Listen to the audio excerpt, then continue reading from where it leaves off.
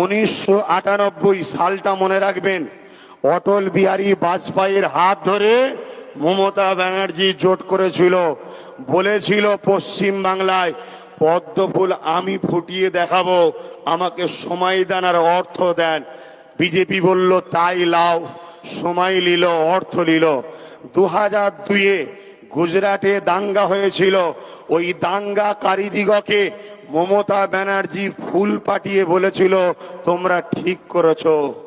2003-এ RSS এর office কি বলে পত্রিকা উদ্বোধনে মমতা ব্যানার্জি সেখানে গিয়েছিল এবং বলেছিল পশ্চিম বাংলায় আমাকে একটু সাপোর্ট করুন, আমরা বামফ্রন্টকে উল্টে দেব।